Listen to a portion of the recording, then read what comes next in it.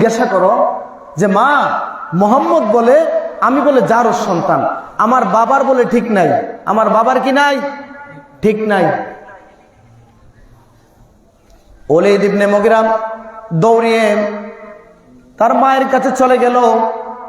যাওয়ার পর জিজ্ঞাসা করলো, মা, মুহাম্মদ বলে আমি বলে যারও সন্তান, আমি বলে অবৈধ সন্তান, আমি পিতৃ পরিচয়হীন। যখন এই কথা ওলীদ ইবনে মুগীরা বলেছেন, ওলীদ ইবনে মুগীরার মা বলেন, মুহাম্মদ যা বলেছে ঠিকই বলেছে, মুহাম্মদ যা বলেছে সত্য বলেছেন। তোমার বাবা এক সফরে দূরে চলে যায় ব্যবসার কাজে, আর আমি ওই সময় আমার যৌন চাহিদা মেটানোর জন্য অন্য পুরুষের সাথে মেলামেশা করি। মেলামেশা করার কারণে আর তুমি আমার উদরে আসো, তুমি আমার পেটে আসো, তুমি হচ্ছে আমার সেই সন্তান। পরবর্তীতে যুদ্ধের ময়দানে একটা তীর এসে ওলীদ ইবনে মুগীরার নাকের আগাটা ছাদ করে পড়ে যায়। আল্লাহ রাব্বুল আলামিনের চেয়ে সত্যবাদী আর কে হতে পারে? ওমান আসদাকু মিনাল্লাহ, ওমান আসদাকু মিনাল্লাহি কিলা। আল্লাহ রাব্বুল আলামিনের কথার চেয়ে আর অধিক সত্যবাদী আর কে হতে পারে? আল্লাহ যা বললেন, একটা তার মায়ের সাক্ষী দিল তুমি যারও সন্তান, দ্বিতীয়টা হচ্ছে তার যুদ্ধের ময়দানে তীরের আঘাতে তার নাকের আগাটা পড়ে যায়। সম্মানিত উপস্থিতি, পৃথিবীর জমিনে আল্লাহ রাব্বুল আলামিন এই ওলীদ ইবনে মুগীরার মাধ্যমে সারা পৃথিবীর কুল কায়নাতের মুসলমানদেরকে, সকল বিশ্বাসী অবিশ্বাসী কাফের নাস্তিক মুরতাদ সকলদেরকে জানিয়ে দিলেন, বুঝিয়ে দিলেন, এই পৃথিবীর মাঝে আমার নবীদের ব্যাপারে কুৎসা রচনা করতে পারে, অপবাদ দিতে পারে, মিথ্যা বলতে পারে, আমার প্রিয় বান্দা বান্দীদের ব্যাপারে অপবাদ দিতে পারে, মিথ্যা বলতে পারে, কুৎসা রচনা করতে পারে,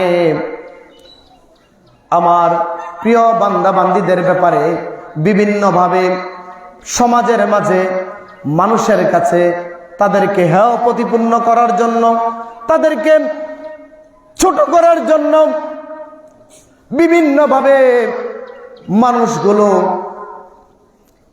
মানুষগুলো তাদেরকে হেয় প্রতিপন্ন করার জন্য বিভিন্ন অপবাদ তোহমত দিতে পারেন। এই লোকটির পরিচয় জেনে নাও, তারা হয়তোবা পিতৃ পরিচয়হীন হবে, নয়তোবা তারা পাপাচারী হবে। যারা ইসলামের বিরুদ্ধে, মুসলমানদের বিরুদ্ধে, আলেমদের বিরুদ্ধে বিভিন্নভাবে ষড়যন্ত্র করবে এবং কথা বলবে, কুৎসা অপবাদ দিবে, তাদের এক নম্বর পরিচয় হবে তারা হবে কাফের। তারা হবে কি? কাফের। দুই নম্বর পরিচয় হবে তারা হবে জালেম, তারা জুলুমবাজ, তারা হবে সন্ত্রাসী।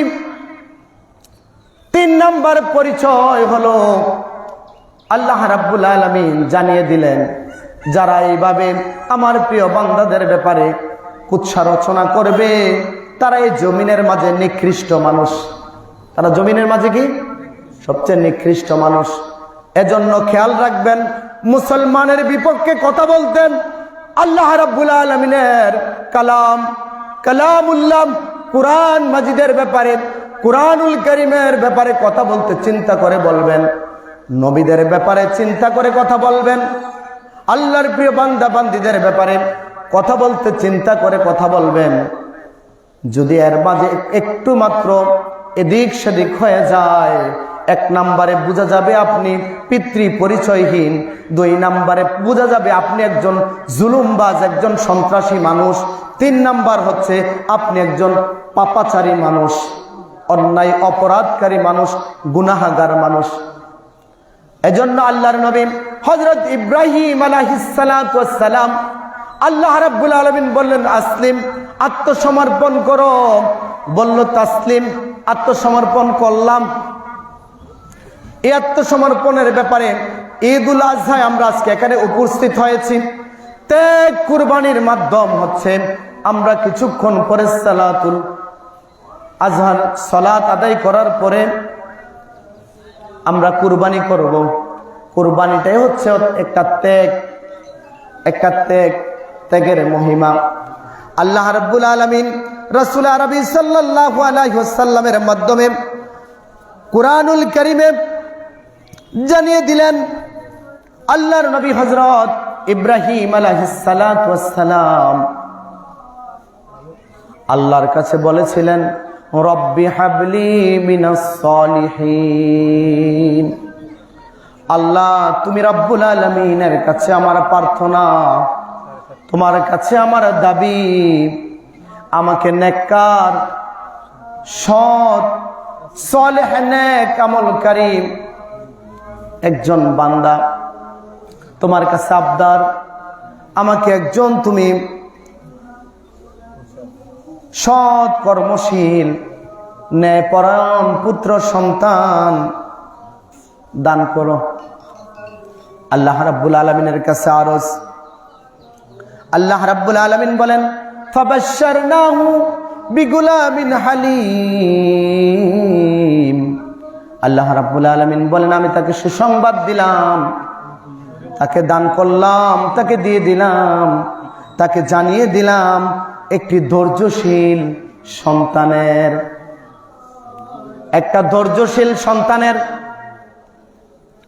আল্লাহর নবী হযরত ইব্রাহিম আলাইহিস সালাতু ওয়াস সালাম যখন হাজরা আলাইহিস সালাতু ওয়াস সালামকে যখন ওই মক্কা শরীফে নির্বাসন দিয়েছিলেন,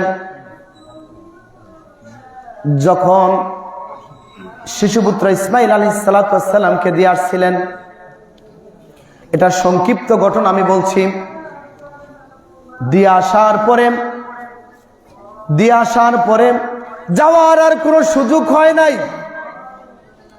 ইব্রাহিম আলাইহিস সালাতু ওয়াস সালামের প্রিয় পুত্র, প্রিয় সন্তান, কলিজার টুকরা সবচেয়ে বেশি ভালোবাসেন ইসমাইল আলাইহিস সালাতু ওয়াস সালামকে দেখার সুযোগ হয় নাই, বিবি হাজারাকে দেখার সুযোগ হয় নাই।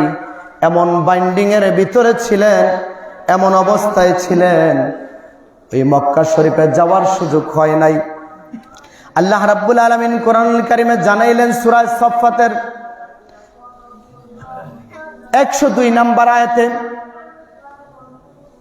ফালাম্মা বালাগা মাহু সায়া, যখন ইব্রাহিম আলাইহিস সালাতু ওয়াস সালাম হাঁটার চলাফেরার উপযুক্ত হয়েছে, বয়সটা 6 থেকে 7 বছর, 10 থেকে 11 বছর, যখন ইব্রাহিম আলাইহিস সালাতু ওয়াস সালামের সাথে ওনার প্রিয় সন্তান ইসমাইল আলাইহিস সালাতু ওয়াস সালাম চলাফেরার বয়সে উপনীত হয়েছে, ওই সময় আল্লাহ রাব্বুল আলামিনের ইশারায় আল্লাহ রাব্বুল আলামিন সংবাদ দিয়েছেন, জানিয়ে দিয়েছেন স্বপ্ন যুগে। আর নবীদের স্বপ্নটা এমন স্বপ্ন যে স্বপ্নটা সত্য দিবালোকে প্রকাশ্যে ঘটলে যেরকম ভাবে কোনো সন্দেহ নাই, নবীদের স্বপ্নটা, স্বপ্নের ভিতরে এমন কোনো সন্দেহ নাই, সন্দেহের অবকাশ নাই। ওনায় বুঝতে পারলেন, জানতে পারলেন ওনার কাছে প্রিয় সন্তান, প্রিয় পুত্র হচ্ছে ইসমাইল আলাইহিস সালাতু ওয়াস সালাম।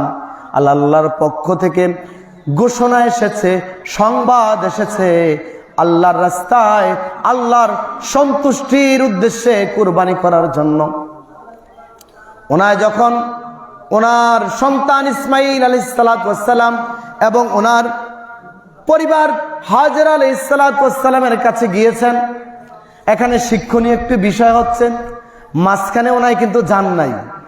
এই 6-7 বছর, 10-11 বছর, এই যে সময়টা গেল, এই সময়ের ভিতরে ওনায় ওনার স্ত্রীর কাছে, ওনার সন্তানের কাছে যায় নাই।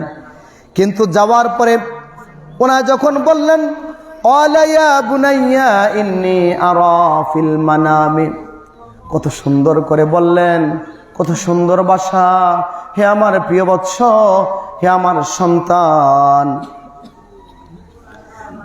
ইন্নী আরা, আমি দেখেছি, ফিল মানামি, স্বপ্নের মাঝে আমি স্বপ্নে দেখেছি, আন্নী আযবাহুকা, আমি তোমাকে জবাহ করেছি। তোমায় কি করেছি? জবাহ করেছি। ফানজুরু মা তারা, আমার কথাটা অনুধাবন করে, আমার কথাটা বুঝে শুনে বলো তোমার অভিমত কি, তোমার অভিমত কি। আমি বলছিলাম এখানে একটা শিক্ষণীয় বিষয়। শিক্ষণীয় বিষয় হচ্ছে আমাদের কোনো মা বাবা, কোনো বাবা, এখানে হচ্ছে বাবা কে, কোনো বাবা যদি মাকে ছেড়ে চলে যান, কোনো কারণবশত সন্তানকে ছেড়ে চলে যান, ওই মা সন্তানকে শিক্ষা দেয়, তোমার বাবা আমাদের খোঁজখবর নেয় না, তোমাদের বাবা আমাদের খোঁজখবর নেয় না, তোমার বাবার কথা শুনো না, তোমার বাবার কথা শুনো না, আমি তোমার সবকিছু দেখাশোনা করি, তোমার বাবা যখন যেটা বলেন তাকে অ্যাবাউট করে চলবা, কখনো তার কোনো কথায় পা দিবা না।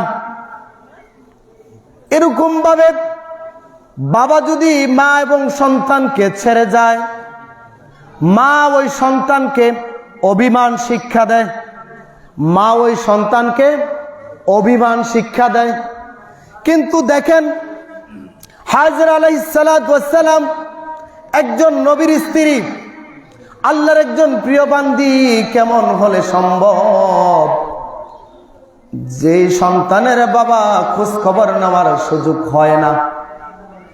কারণবশত। নবীরটা কিন্তু ভিন্ন, আপনি অন্যদের সাথে এটা মিলেন না, নবীর এটা ভিন্ন। নবী হচ্ছেন আল্লাহর খলিল, আল্লাহর শুধু একজন নবী না, একজন খলিল, আল্লাহর একজন প্রিয় বন্ধু, আল্লাহর একজন প্রিয় বন্ধু, যাকে অন্তরের অন্তঃস্থল থেকে সম্পূর্ণ ভালোবাসা উজাড় করে ভালোবাসার মতো বন্ধু। আমাদের নবী হচ্ছেন হাবিবুল্লাহ, আর ইব্রাহিম আলাইহিস সালাম হচ্ছেন খলিলুল্লাহ।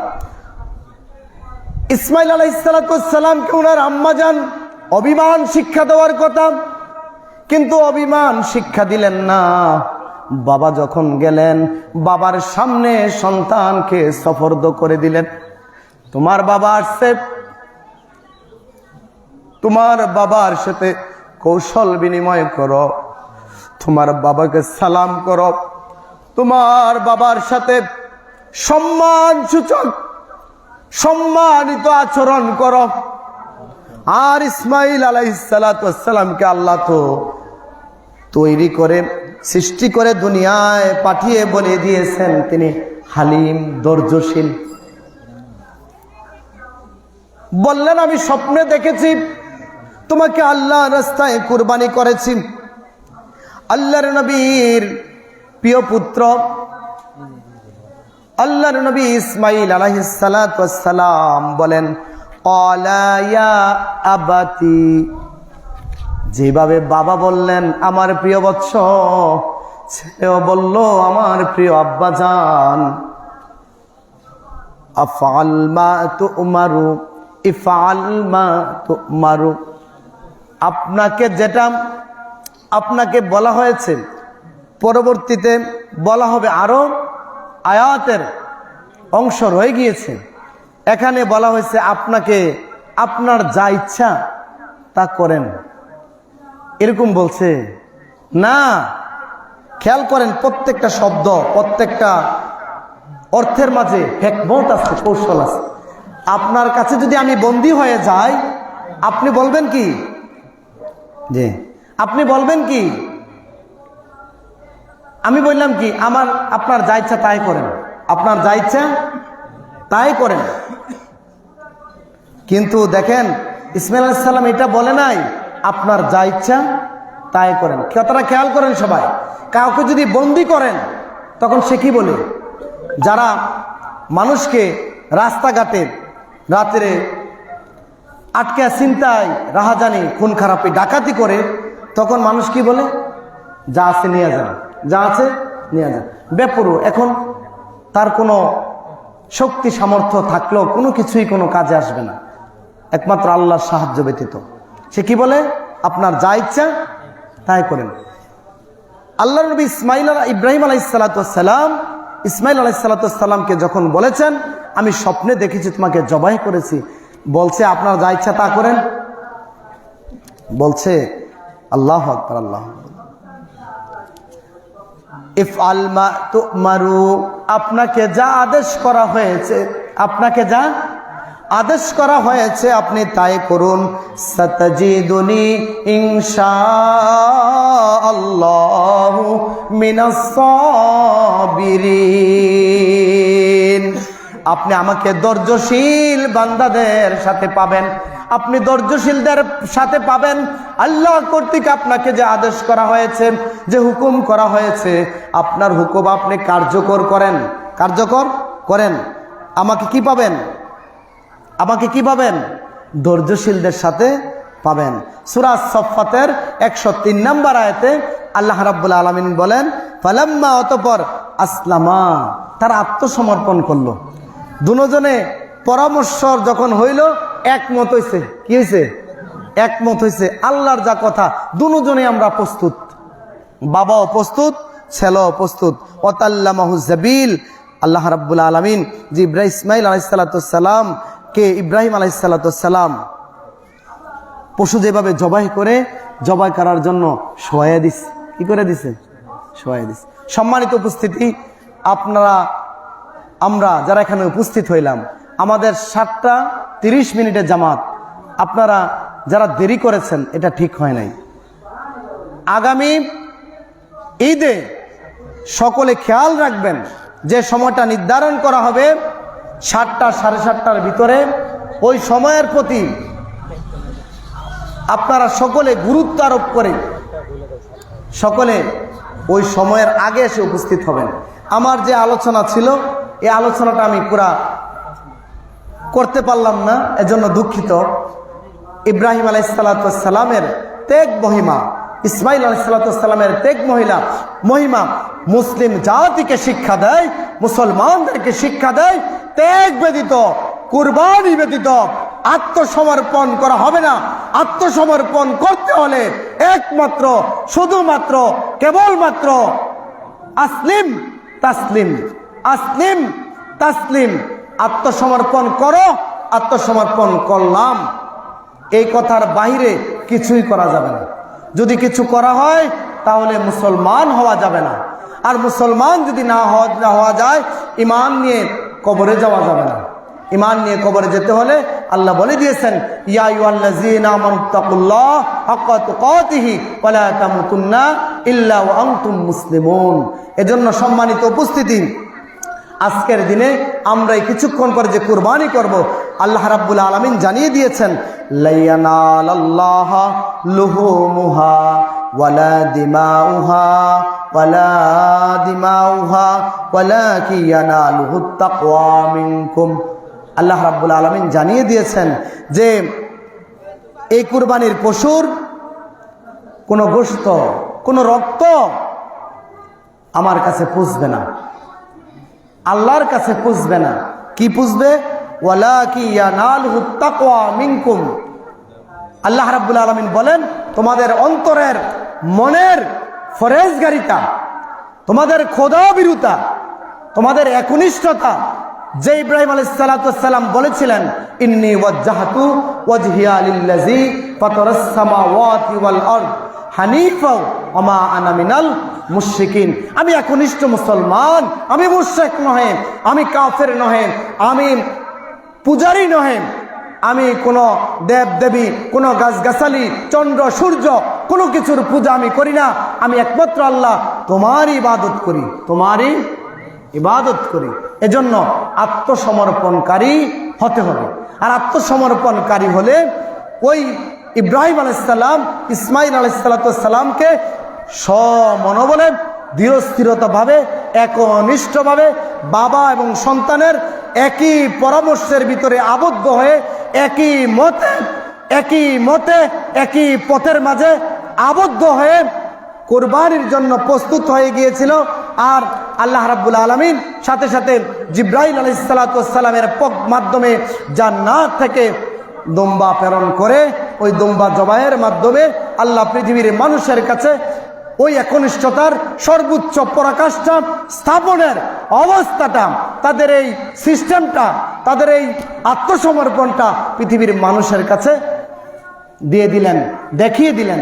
এজন্য আমরা যেন আমাদের সকল কাজে একনিষ্ঠতার সাথে, আখলিস দীনাকা ইয়াকফিকাল আমালুল কালিল, এই অল্প আমল ইখলাসের সাথে করতে পারি।